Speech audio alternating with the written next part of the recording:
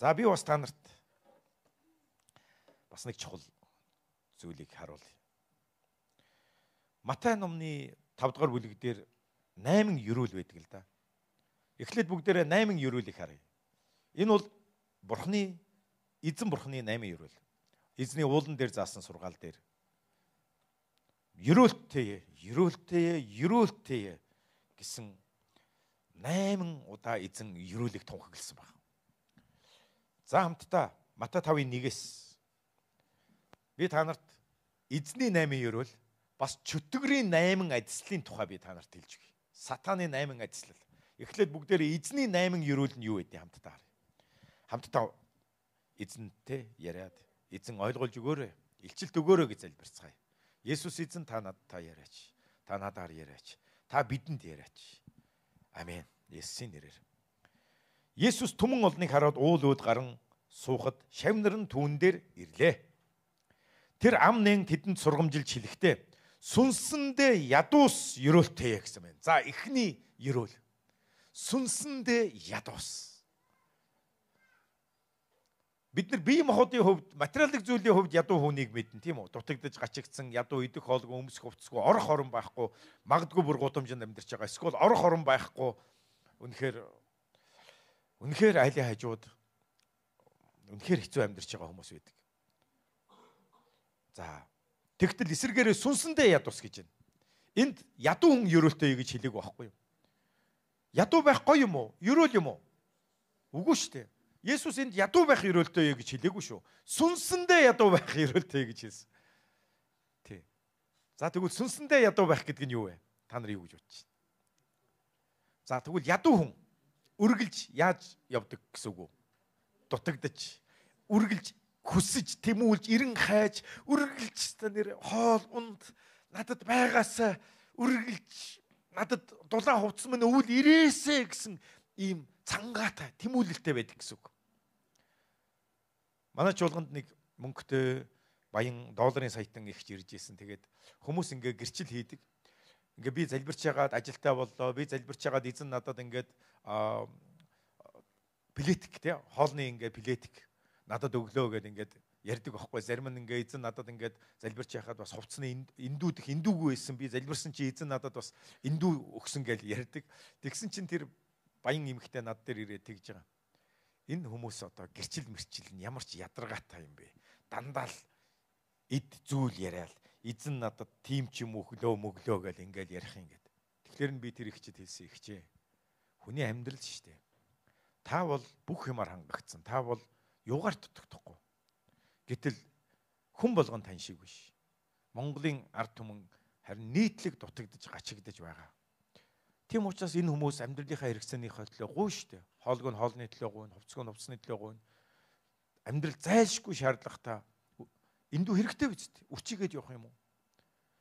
Тэгээд энэ бүхний бурхнаас гуугаад бурхан боломжийг олгоод бурхан өрөөгөө залбиралд нь хариулсан биз дээ. Баярлахгүй яах юм бэ? Гэ би хэлж исэн. Тэгээд тэр эгч маань тэгээд шүүсээр хагаад яваад өгсөн л дээ. За сүнсэндээ ядуус ерөөлтэй гэж. Тэгвэл ядуу хүн гэдэг бол үргэлж дутагдж, гачигдж, үргэлж хүсэн тэмүүлж байгаа. Тэгвэл сүнсэндээ ядуу хүн бол эзэн Есүсээр цангадаг хүн байхгүй. Бурхны оршихугаар цангадаг хүн байхгүй. Сүмрэгөө гүүгээд ирдэг хүн байхгүй. Та нар боддоо ядуу хүнд $100 тэр газар тарааж ийн гэвэл ядуу хүмүүст те тэнд хүүхдийн памперс, хүүхдийн чихв тарааж ийн гэхэд юу боллоо? Хэдэн мянган ээжүүд цугларсан шүү дээ. Тэгээ та нар боддоо.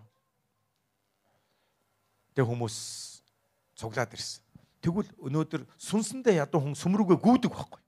Эзний өдрийг цэсэн ядан хүлээгээд сүнсэндээ ядуу хүмүүс үүрийн залбирал руу ирдэг байхгүй юу даахт үсэ. Сүнсэндээ ядуу хүмүүс эзний өдрийн чуулган руугаа гүйж ирээд сур мэдлэг рүүгээ гүйж ирээд сурыг сонсыг мэдий гэсэн цангаа тэмүүлэлтэй байдаг. Тийм учраас эзэн хэлж байна. Сүнсэндээ ядуус ерөөлтэй Тэнгэрийн хаанчлал тэднийх юм а гэж. Ямар агуу ерөөл байна вэ? Энэ бол ихний ерөөл. Тэнгэрийн хаанчлалыг амласан ерөөл. Та нар энэ хаанчлалыг Тэнгэрийн хаанчлалыг өвлөө авахыг хүсэж байна уу? Хүсэхгүй байгаа мó? Тэгвэл болцол нь юу юм бэ? Сүнсэндээ ядуу бай. Тэгвэл асуулт нь юу юм? Та сүнсэндээ үнэхээр ядуу байна уу? Та үнэхээр эзнэр цангаж байгаа юм уу? Эзний оршихуугаар, эзний үгээр өдөр болгон Библийг уншиж байгаа юм уу? Библийг сонсоход цаг гаргаж ийн үнэхээр тэр ядуу хүн идэх юмсан, уух юмсан гэж хүсэж байгаа шүү дээ. Тэгвэл та эзний үгийг уух юмсан, цангаагаа тайлах юмсан, залбирал руугаа гүүгээд очих юмсан гэж тэр цангаа байна уу? 3 дугаар ишлэгийг харъя. 4 дугаар ишлэгийг. Гашуудаг гэсэд ерөөлтэй гэсэн байна. Тэд тайвшрал авах болно гэж. За энэ 2 дахь ерөөл. Та нар тайвшрал авахыг хүсэж байна уу? Эзэн бурхнаас шүү. Тэгвэл гашуудж байгаа хүн ерөөлтэй гэнэ. Энэ ямар гашуудл юм бэ? Өөрийнхөө гим нүглийн төлөө магадгүй хот улс үндэстнийхээ буруу явж байгааг хараад, ард түмэн ядуу байгааг хараад үүлэн гашуудаж шаналн байгаа тэр хүнийг эзэн тайвшруулан тэр хүний залбиралд хариулах бол. Амен. Тайвшрал гэдэг чинь залбиралд нь хариу ирж байгаа байхгүй. Гашуудлан тайлж шít. 5 дугаар ишлэл дөлгөөн хүмүүс ерөөлтэй гэж. Дөлгөөн байдлын ерөөл. Тэд дэлхийг өвлөнө гэж. Та дэлхийг өвлөх ерөөлийг авах гэж байна уу? Дөлгөөн бай гэж шít. Эсвэл та бүр тавтаргүй байна уу? Дэрэгд хүмүүс рүүгээ хардаа тавтаргүй хүн сууж байгаа юм биш үү? Юм л болгонд 5 тухай алтай явдаг. Юм л болгонд ингээл амар тайвангүй те өглөөл. Харин дэлхийг өвлөн авахд зохистой хүмүүс дөлгөөн хүмүүс байдаг гинэ. За бүгдээрээ өөртөө хэлцгээ эхлээд дөлгөөн. Тэгээ хажууд хүндээ бас хэлцгээ дөлгөөн байцгаая гэж. Амен.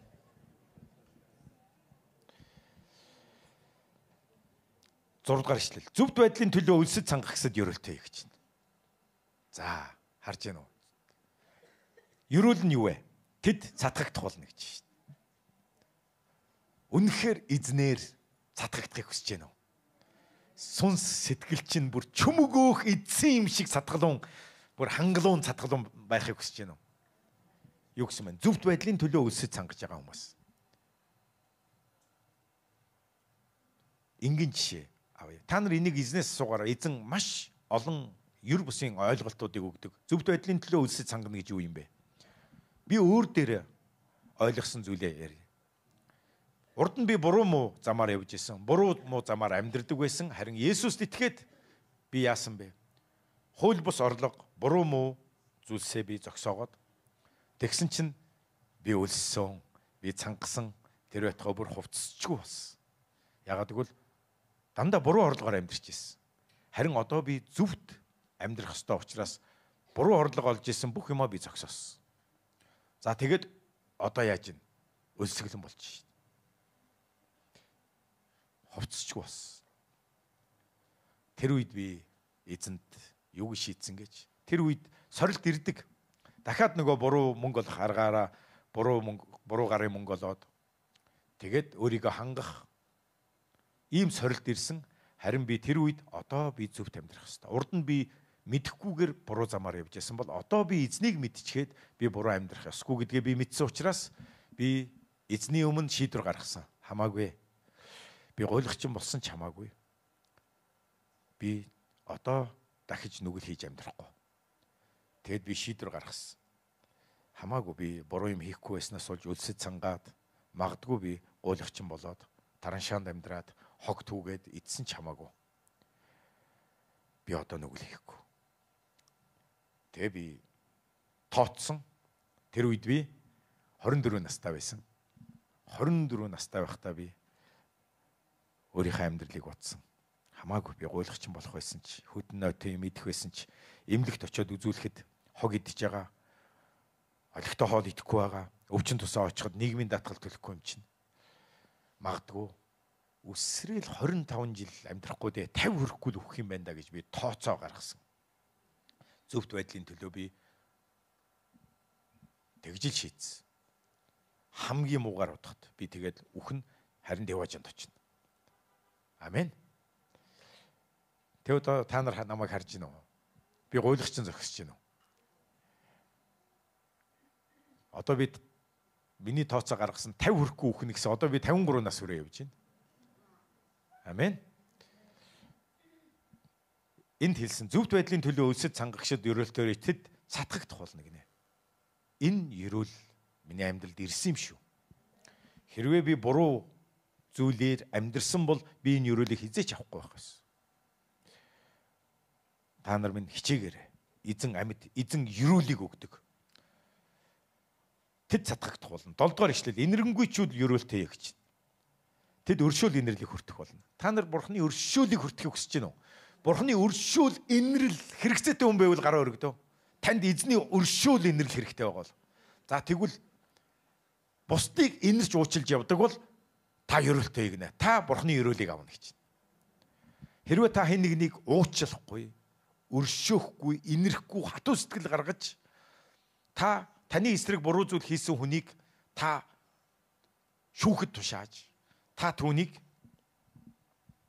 бузар муу хүсэж доромжлон өшөө авсан бол та эзэн бурхны өршөөл инэрлийг хүртэхгүй байх нь.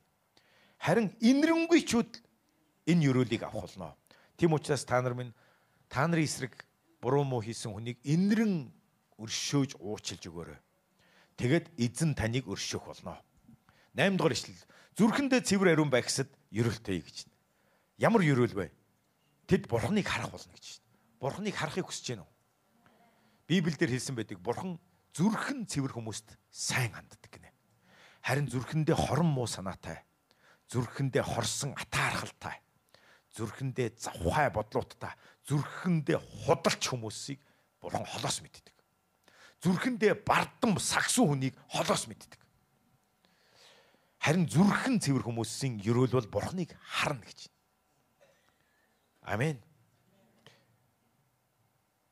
Бурхан минь бүгдээрээ зүрхэн дээрээ гараа тавиад залбирх. Эзэн минь та намайг цэвэрлээч. Зүрхнээс нь буцар мохоо хормоо бүхнийг устгаж зайлуулаач. Дотор минь цэвэр зүрхийг бүтээгэж.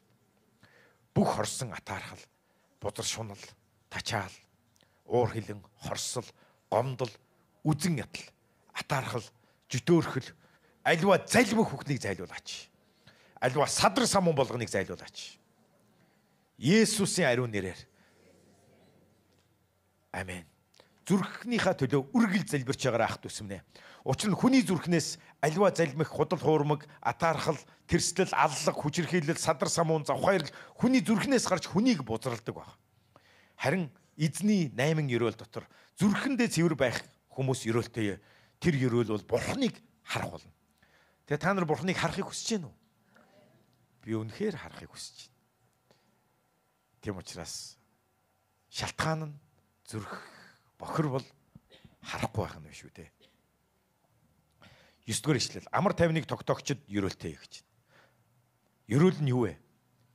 Тэд бурхны хөвгүүд гэж нэрлэгдэх болно. Бурханд тооцогдох болно. Бурхан энэ бол миний хүү гэж нэрлэх болно гэж. Энэ бол миний охин. Энэ бол миний хүү гэж бурхан таныг хүлээн авах энэ гайхалтай ерөөл. Амен. Энэ ямар хүмүүст хэлсэн байна? Хаа явсан газараа дандаа амар тайвныг тогтоож явдаг хүмүүс. Хэрүүл маргаан биш ээ. Хов живийг хагарлыг биш. Хаа явсан газараа таны ярьж байгаа үгс, таны нөлөө бол байгаа газараа амар тайвныг тогтоогч нар. Амен. Шаломыг амар амгаланг тогтоогч хүмүүсээ ерөөлтэй. Та бурхны хүүхдүүд гэж нэрлэгдэх болох нь байна. 10 дугаар ишлэл. Зөвхт байдлын төлөө хавчигдагсад ерөөлтэй. Тэнгэрийн хаанчлалт тэднийх юм а гэж.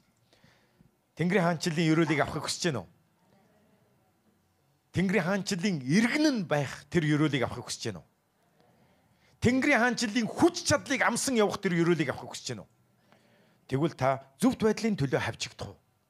Эзэн Есүсийн нэрэнд итгэж сайн мэдээ тунхаглаж та зөвхт байсны төлөө бусдад муулагдсан чамаагүй би эзэнд итгэдэг, би энэ бузар мууд хутгалтахгүй гэж хэлэх. Ингэснээсээ болж та найзуудтай ад үзэгдэх тэр ерөөлийг авахыг хүсэж байна уу? Би нийлдэг байсан найзуудаа Христийг гэрчилсэн. Тэгээд тэдэнтэй адил арх, зугаа цэнгэл энэ бүх зүйлд оролцохгүй болсноор найзуудтай хавчигдсан. Миний ёстой нусан багын найз нар нэг өдөр намайг оршуулгын газар аваачаад намайг цустаа минь хутхан намайг зодож байхдаа толгой дээр минь ууж исэн архиныхаа шил, пижүүнийхаа шилийг хаг цогж байсан. Би зөвхт байдлын төлөө бас хавчигдсан шүү. Би цусаа урсгасан хүн шүү. Тэгээ бурхан намайг ерөөсөн юм шүү. Зөвхт байдлын төлөө хавчигдгсэж ерөөлтөө Тэнгэрийн хаанчлал тэднийх юм гэсэн. Тэгээ эзэн надад Есүсийн хаанчлал гэдэг энэ чуулганд үйлчлэх нэгүслийг сойрхсан шүү. Амен. Зөвхт байдлын төлөө та хавчигдахад бэлэн үү? Муулагдахад бэлэн үү? Манай чуулганд Эрдэнтийн нэг чуулганд явдаг байсан нэг эгч маань. Бидний анхны сүм. Тэгээ тэр эгч маань сүмд ирээд эзнээс гуйсан эзэн минь би дор хаяж тухайн үед шүү дээ 1990 оны дундуур би дор хаяж $500 цалинтай болмоор байна гэж залбирсан байгаа. 90 оны дундуур шүү. Энэ ямар их мөнгө болохыг та нар мэдэж байна уу? За тэгсэн эзэн тэр хүний эгчийн залбирлыг сонссон. Тэр эгч маань үнэхээр юу $500 цалин биш бүр хэдэн $1000 орлоготой компани бизнес байгуулсан. За тэгсэн чинь яасан бэ? Найз нөхрөлийн хүрээнд хэлсэн элитүүдтэй нөхөрлөж эхэлсэн. Баяжуудтай, одуудтай нөхөрлөж эхэлсэн. Тэдний хүрээнд орцсон. Тэгэд эгч маань тэдний дунд сууж явахдаа Есүсийн тухай яриа өрнөх үед би Есүст итгэдэг гэдгээ хэлсэн чинь нөгөө хэдэн өө чи Есүст итгэх юм уу? Өө бид нар чамайг ийм гэж утсан чинь одоо ийм боллоо гэж хэлсэн. Үнэн бардан байгаа биз? Чи бол ийм амтан байна гэж хэлсэн чинь ичээд сүмд явах болсон. Одоо тэр эгч маань үнэхээр мөнгөтэй болсон ч аз жаргал байхгүй болсон. Сатан танд мөнгө өгч чадна. Эрх мэдэл өгч чадна. Сатан танд нэр алдар өгч чадахч харин аз жаргалыг нь амар тайвныг нь баяр хөөргийг нь хизээч өгч чадахгүй юм аа. Зөвхт байдлын төлөө хавчигдгсад ерөөлтэй гэсэн. Тэнгэрийн хаанчлал тэднийх юм а гэсэн энэ ерөөлийг эгч маань зүгээр уландаа гიშгээд яваад өгсөн байхгүй. Тэнгэрийн хаанчлалын ерөөл байхгүй. Эрх мэдэл хүч нь байхгүй.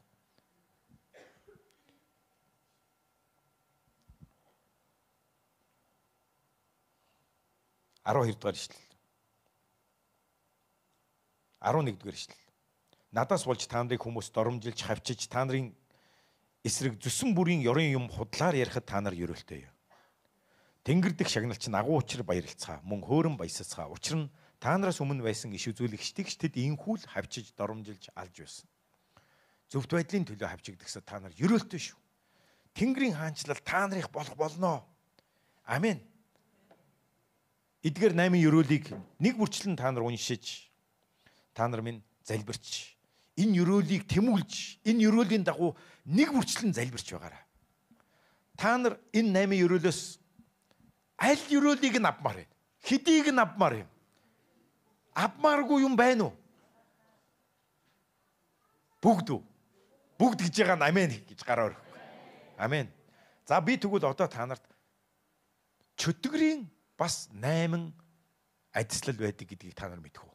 Сатаны 8 адислал буюу сатанд бол ерөөл байдаг. Гэхдээ та нар үнэхээр энэ ерөөл үгүй юу гэдгийг та нар шалгаж үзээрэй. За үүнийг бүгдээр хамтдаа харъя. Нэгэн өндөр ахмад настай нэгэн пастор.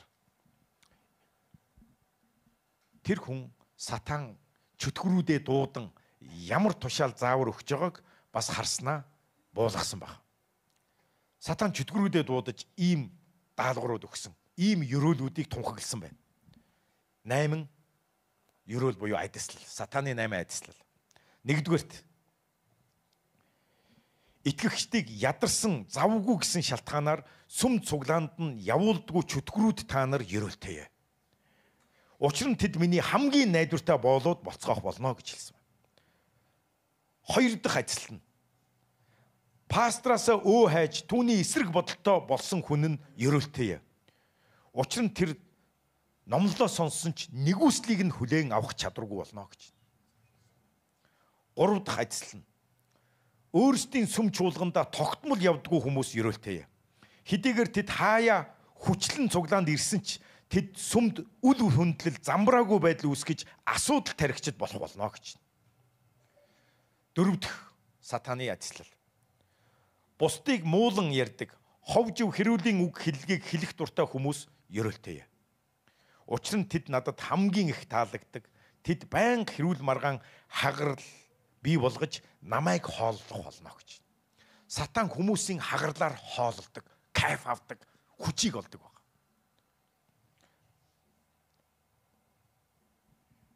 Тийм учраас ховж ярьж байгаа хүнд бити чөтгөр хооллоо дэ гэж хэлж чаддаг байх хэрэгтэй. Өнөөдөр заримдаа сүм чуулганд ховж гардаг. Заримдаа зарим хүмүүс удирдагчдыг, та нарын пасторуудыг, итгэгчдийг муулан ярьдаг. Үнэхээр энэний цаана ямар хүч оршиж байгааг та нар ойлгох хэрэгтэй. Энэ бол сатаны айдслал юм. Та нар Библийг хараараа, Есүсийг хараараа. Есүс хизээч хагарал тарьж байгаагүй. Есүс үргэлж эв нэгдлийн төлөө залбирч байсан. Есүс амьдралынхаа энэ дэлхий дээр хамгийн сүүлчийн тэр шүн баригдахаасаа өмнө, зовлон эдлэхээс өмнө Иохан 17 дугаар бүлэг дээр түүний залбирал бичигдсэн байна. Тэр залбирал итгэгч биднийг үргэлж нэгдмэл нэг санаатай байхын төлөө залбирч байсан байна. Сатаны 5 дахь айдслал. Савл хийвэл гомдож, гонгиндаг хүмүүс ерөөлтэйе. Учир нь тэд жижиг зүйлд ч гомдож, уурлаж, удалгүй сүмийг орхин миний олз болох болно гэж. 6 дугаар айдслал. Бурхны ажилд өргөлөө өргөдгөө харамч тэд ерөөлтэйе. Учир нь тэд үргэлж цөлмүүлэн, өвчтөө, зовлонтой, тарчиг амьдарч миний бах тавыг ханган Бурхны ажлыг зогсоох ажилд минь хамгийн сайн туслагч байх болно гэж хэлж байна. Манай чуулганд явж исэн нэг эмэгтэй Эрдэнэтэд Вайвам ДТС суралцаад тэндээ стаф болсон. Вайвамын Библи сургуулийн ажилчин болсон гэсэн үйлчлэгч. Тэгээд нэг удаа нэг орой над руу мессеж бичсэн тэр эмэгтэй. Тэр надад юу гэж хэлсэн бэ гэхээр пастраа өнөөдөр манай сургууль сурж исэн нэг эмэгтэй гэс чөтгөр гарсан. Тэгээ тэр чөтгөр зайлахдаа юу гэж хэлсэн бэ гэхээр тэр ядуурлын сүнс, цөлмөгчийн сүнс хоёр хамтран ажилласан гэж улайсан. Тэгээд тэр эмэгтэйг өргөл өргөх гэхэд нь өргөл өргөхгүй байх янз бүрийн шалтгаануудыг бодол санаанд нь галцмуудыг харваад өргөлийг нь зогсоосноороо ядуу амьдралд нь хүлж байсан гэдгээ улайсан гэж байгаа юм. Тэгээ тэр манай чуулганд явж исэн тэр эмэгтэй хэлж байгаа. Пастора бидэнд өргөлийн тухай зааж ирсэнд баярлалаа.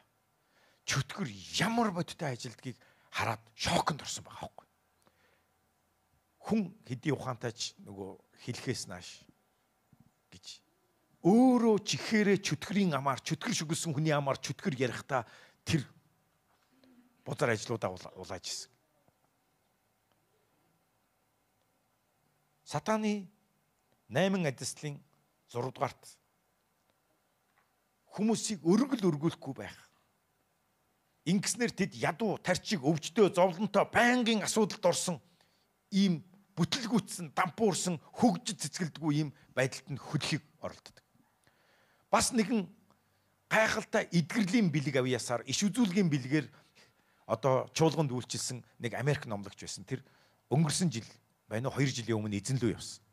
Энэ хүн бас гэрчлэлдээ юу гэж ярьж байгаа вэ гэхээр нэг удаа хүүтэйгээ эзний одоо оршихуйд үзэгдэл дотор хүүтэйгээ хамт орсон. Ганцаараа биш шүү. Хоёулаа хамт ороод бас чөтгөр юу тушааж байгааг хоёулаа харсан байгаа шүү дээ. Тэгээ аав хүү хоёр ямар үзэгдлийг яг адилхан үтсэн бэ гэхээр сатан чөтгөрүүдийг дуудаад ямар тушаал өгж ийн гэж пастор нь одоо өргөлийн цаг гэж хэлэхэд та нар бүх хүчээрээ итгэгчрнүүд довтлоороо гэж тушааж байгааг харсан гэж байгаа юм. Яагаад өргөлийн цаг дээр та нар инээгээл хитгэн мөчийн өмнө хайртай шүү амьдралаа зориулъя бүхнээ өргөе гэж дуулж яснаа өргөлийн цагаар гонигтай болоод байгаа. Яагаад гэвэл сатан бүх хүчээрээ таны өргөл рүү довтлож байгаа юм аа. Яагаад гэвэл таныг баяр хөөртэй нутаг болоосоо гэж таныг өрөөгдсөн байгаасаа гэж сатан хүсдэг юм аа. Яагаад бидний бодол дээр өргөлийн цаг дээр өгөхгүй байх янз бүрийн бодлууд гинт ороод ирд юм бэ? Бид бодъё гэж бодоогүй байхад зүв зүгээр л эзэнтэйг айгуугаа ярьж байгаа л өргөлийн цаг гутгаа нэгтэй болчихдог. Энийний цаана ямар хүч оршоод байгааг. Тийм учраас би үүнийг ойлгосон цагаас эхлэн би одоо хүртэл хараа өргөлийн цагаар яг галц өмнөд бодогдгоо боддоо. Тэгвэл би аль хэдийн өргөө сурцсан л да. Тэрийг үл тоогоод өргөдөг болсон. Заримдаа өгчгөөд хогчнээ гэж хэлдэг. Амен. Зайл сатана. Хэрвээ надад хүртэл өргөлийн цаг дээр хаяа, тийм ээ, ийм бодлууд галцсан харуулж байгаа бол та нарт хичнээн их бодогдох бол. Шинэ хүмүүст хичнээн их бодогдох бол. Заримдаа шинэ хүмүүс өргөлийн цагаар уурлагаар явдсан шүү дээ. Яагаад юм өргөл яриад байгаа гэсэн ууралцсан. Тэр яагаад уурлаад байгаа?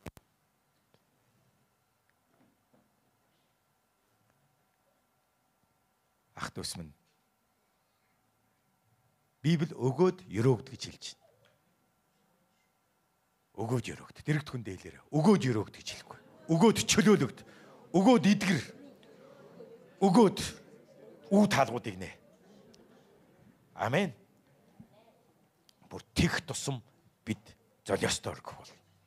Сатаны 7 дахь адислал. Библийг унших, залбирах завгүй хүмүүс ерөөлтэй гэж. Энэ бол сатаны ерөөл. Учир нь тэд миний уруу татлаханд амархан өртөж, сул дорой болж, эцэст нь миний баяр хөөр, доог тухуу илэглэлийг хүргэж, намайг жаргалтай болгох болно гэж. Би та нарт зүгээр батлан хэлье. Библи уншдаггүй хүн, уншдаг хүний ялгаа байд юм аа. Библи уншдаггүй, Библи хэрэгжүүлдэггүй, эзний үгийг өөрийнхөө зүрхэнд оюун бодолд байлгадаггүй тэр хүмүүс үнэхээр сатаны илэг дог болж идэг. Чөтгөрийн хүчинд автагдсан итгэгч мөртлөө нүгэлд хүлэгдчихсэн амьдарч идэг. Сатаны 8 дахь адислал. Бурханд хайртай гэж хэлдэгч ах эгч дүүс хөршүүдээ үзэн яддаг шүүмжлэгч хүмүүс ерөөлтэйе. Учир нь тэд миний мөнхийн боолууд байх болно гэсэн байна. Тийм ээ, ах дүүгээ үзэн яддаг хүмүүс алуурчин юм гэж хэлсэн. Алуурчин хүн чөтгөрийн боол байхгүй яах юм бэ? Тийм учраас та нар элдв янзын янз бүрийн бас хүмүүс, номлогч нар бусдыг ах дүүсээ муулан ярьж байх үед, эзний тослсон хүмүүсийн эсрэг муулан ярих үед та нар тэднийг битгий сонс.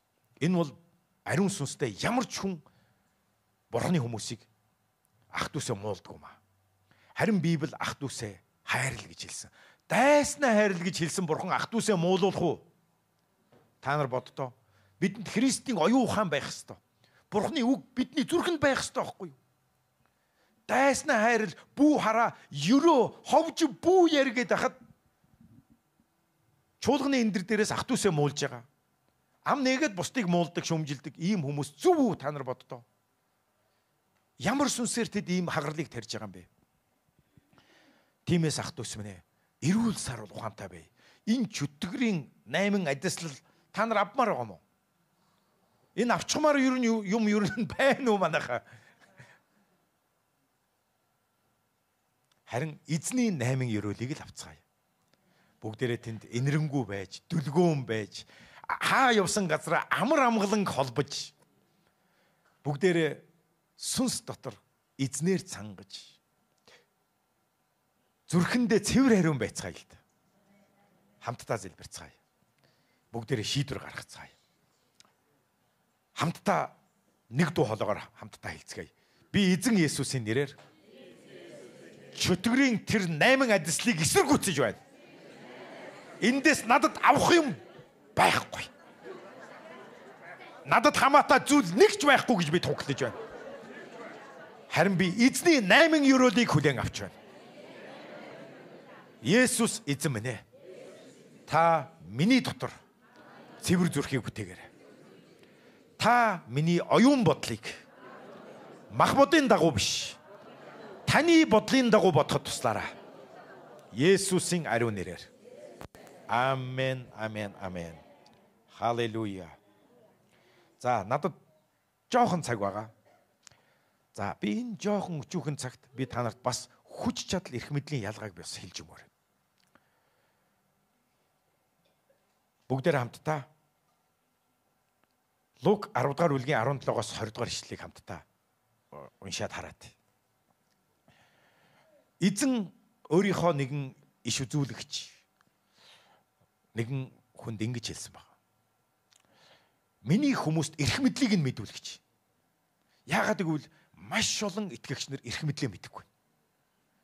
Сүнслэг эрх мэдлээ, Христ доторх байр суурь эрх мэдлээ мэдгүй амьдарч байгаа сая итгэгч нар байна. Өнөөдөр яг одоо энэ газар эсвэл энэ номлыг сонсож байгаа хүмүүс та эрх мэдлээ хэр мэдж байгаа бол эрх мэдэл байр суурин дээр хэр зогсож байгаа вэ? Танд эрх мэдэл байгаа гэдэг та итгэж гин үү? Та үүнийг ойлгодог уу?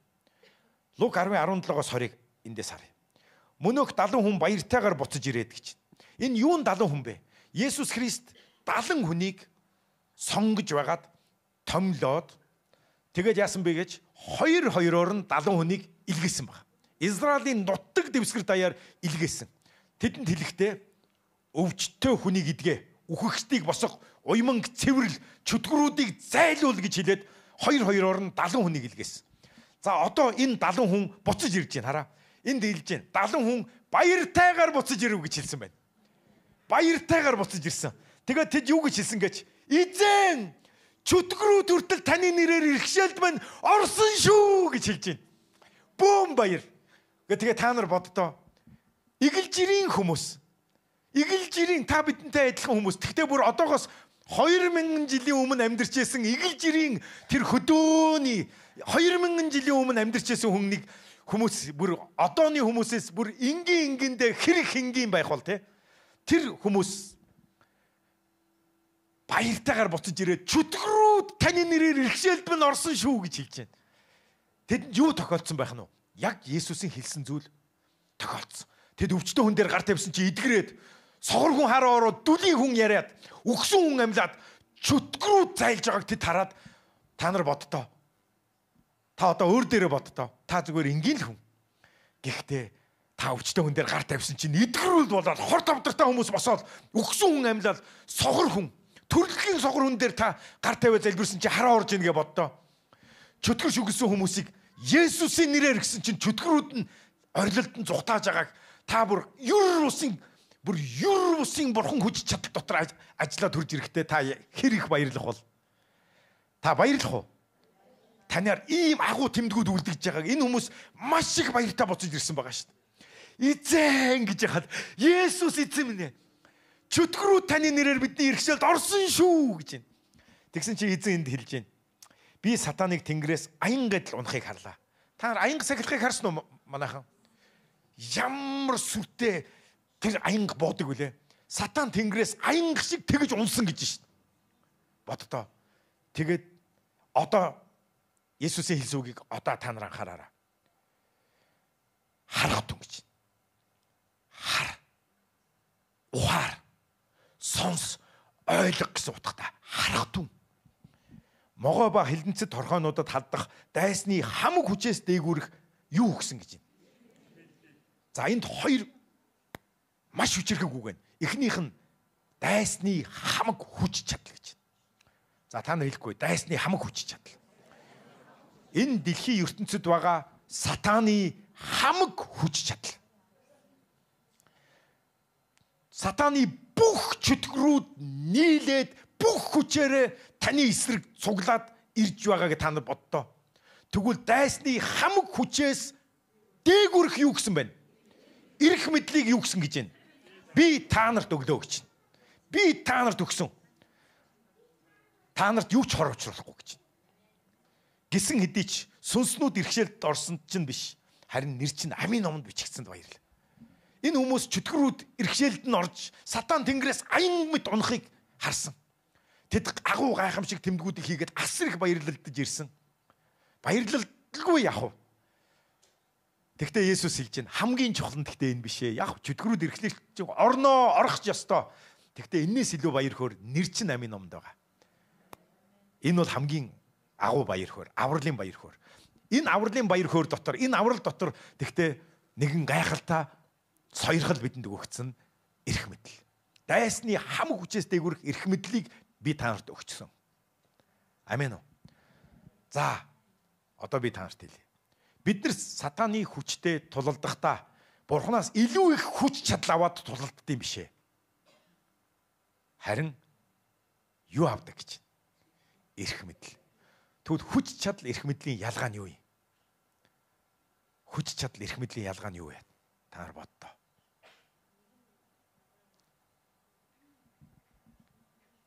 Бүгдээр хамтдаа манай Монголын армийн генералуудыг, офицеруудыг харъя. Бүдүүн гээд гүзээтэй хүмүүс иддэг. Тэгтэл айрамд нь харин жинхэнэ дайчид, жинхэнэ гайхалтай биетэй тэр цэрэг зэвсгийг жинхэнэ хэрглэж ашиглаж чадах хүчирхэг цэргүүд ээждэг. Тэр бүдүүн офицерууд тэр доор нь захирагдж байгаа цэргүүдээс илүү супер хүчтэй болоод тэднийг захираад байгаа юм уу? Нөө шүү дээ. Бараг захын цэргээ дийлэхгүй шүү дээ тэд. Харин яагаад тэгвэл захираад байгаа? Эрх мэдэл байгаа учраас. Тэдэнд эрх мэдэл байгаа учраас армийг захирч байна. Яг үүндээ бол тэр бүдүүн гүзээтэй цэрэг офицерууд үүндээ бол нэг цэрэгтэй барилцаад авахд бараг ходоод нь амаар нь цувна дөө. Эрх мэдэл хүч чадлын ялгаа энэ байна.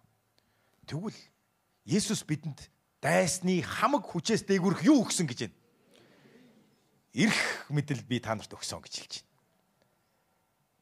Өнөөдөр Есүс Христэд итгэгч нарт дагалдах гайхалтай эрх мэдэл байгаа. Марк 16-гийн 15-аас Есүс хэлсэн итгэгч нарт дагалдах тэмдгүүд нь тэд миний нэрээр чөтгөрүүдийг зайлуулна гэсэн. Чөтгөрүүд тэр бозор сүнснүүд дайсны хамаг хүчээс дээгүүрх эрх мэдлийг авсан итгэгч нар Есүсийн нэрээр чөтгөрүүдийг зайлуулна. Бүгдээр хамтдаа харъя да. Марк 16-гийн 15 дээр Есүс тэдэнд бүх ертөнцөөр явж сайн мэдээг бүх бүтээлд тунхаглав. Хэн итгэж баптизм өртөнд тэр аврагдах болно, харин итгээгүй нь яллагдах болно. Дараагийн ишлэл. Итгэгчдэд дагалдах тэмдгүүд нь одоо юу вэ? Миний нэрээр тэд чөтгөрүүдийг зайлуулна. Яагаад Есүсийн нэрээр чөтгөрүүдийг зайлуулж байгаа? Эрх мэдэл Есүст байгаа. Бидэнд Христэд итгэгч нарт эрх мэдэл байгаа учраас одоо дайсны хамаг хүчийг итгэгч нар захирна. Боддоо. Тандемын эсрэг энэ Монголын энэ дэлхийн хамаг супер бөөнөр цуглараад чамайг харахад та Есүсийн нэрээр тэдрийг хүлэхэд тэд хүлэгдэнэ гэж боддоо. Таныг хараасан хараад өөрсдөд дээр бууна гэж та нар боддоо. Чөтгөрүүдийг зайлуулна. Тэд шинэ хэлээр ярина. Энэ бол итгэгчрт өгөгдөх Тэнгэр элчийн хэл, юр бусын хэл. Тэд могоог барина. Могоо гэдэг нь диаволыг хэлж байгаа шүү дээ. Могоог багалзуурдна. Могоод мэхлэгдэхгүй урд нь тэр чөтгөрт хүлэгдэж мэхлэгдэж зовж исэн бол одоо бид могоог багалзуурднаа. Бас өхүүлэх ямар ч юм уусанд тэр нь тэдэнд хор болохгүй гэж. Ямар агуу сойрхол вэ? Өвчтөе хүнд гар тавихад тэр нь эдгэрнэ. Энэ эрх мэдэл байна. Есүс тэр эзэн өөрийнхөө зарц иш үзүүлэгчдэд хэлсэн миний хүмүүст эрх мэдлийг нь мэдүүл гэж. Өнөөдөр эзний хүмүүс ямар эрх мэдлийг авснаа мэдэхгүй сул дор амьдраад байгаа. Маш харамсалтай. Эрх мэдлээ хэрэгжүүл. Нэг гуйлагч хүн Америкт нас барсан юм байна л да. Энэ бодиттой явдал. Гудамжинд арх уудаг, харт амгчин байсан тэр хүн нас барахад хүмүүс, мэддэг хүмүүс нь оршуулах гад оршуулгын зардлыг хөөцөлдөж явж байхдаа нэг зүйлийг мэдсэн. Тэр хүний дансанд хэдэн 10 сая доллар байсан байгаа шүү дээ. Тэр хүн гуйлагч шиг өгсөн гудамжинд. Тэгээ яагаад дансанд нь сая доллар байхад тэр хүн мдээгүй явсан юм уу? Мартцсан юм уу? Тэр ердөөсөө мэдэхгүй. Гэхдээ үнэн нь юу вэ гэвэл дансандаа сая доллартай хүн гудамжинд гуйлагчин амьдарч байгаад өгсөн байна. Өнөөдөр маш олон итгэгч нар ийм агуу эрх мэдэл дансандаа эрх мэдлийн цэник тосолгоо авч хаад боол шиг амьдарч байна. Муу сүнснээс айж амьдарч байна. Хараалаас айж амьдарч байна. Эрх мэдлгүй амьдарч байна. Өвчин дарлуулж амьдарч байна. Цөлбөгч ядуурлын сүнсэнд эзэмдүүлж амьдарч байна. Баяр хөөргөө гунигта яг боол шиг амьдарч байна. Харин эзэн хэлж байна. Миний хүмүүсээ эрх мэдэл байр суурин дээрээ зогсооч. Хаанчлалын байр суурин дээрээ зогсооч гэдгийг эзэн хэлж байгаа юм аа. Хамтдаа босцгоё. Хамтдаа бүгдээрээ байр суурин дээрээ зогсцгоё. Хамтдаа эзэнд итгэцгээе. Хамтдаа эзэнд гараа өргөцгөөе. Есүсийн нэрээр гэж би тослогдсон Би эрх мэдлийг авсан. Би нэгүслийг авсан. Надад нэгүсэл байгаа. Нэгүсэл гэдэг бол Бурхны эрх мэдлжүүлэлт, Бурхны эрх мэдлжүүлэлт юм. Нэгүсэл дотор алга. Халелуя Есүс. Есүсийн нэрээр. Есүсийн нэрээр. Эзэнд гараа өрг. Эзэнд гараа өндөрт өрг. Дахиад Есүсийн нэрээр. Халелуя. Есүсийн нэрээр. Халелуя. Надад эрх мэдэл байгаа. Би байр суурь дээрээ зогсож байна. Би эрх мэдэл дээрээ зогсож байна. Есүсийн нэрээр. Эзэн Есүсээ та хаанчлал байгуулаарай. Таны хаанчлал ирэх болтугай. Бүгдээрээ эзний нэрээр чанга дугаар эзний зас залбирцгаая. Тэнгэрт байгаа миний аава. Таны нэр ариунаар дуусгагдах болтугай. Таны хаанчлал ир түгэ. Хүсэлтэй тэнгэр чигэ газар дээр биелэгдэх болтугай. Өдөр тутмын талхыг өдөр бүр бидэнд өгөөч. Бид үрдэнгүү даавчтай.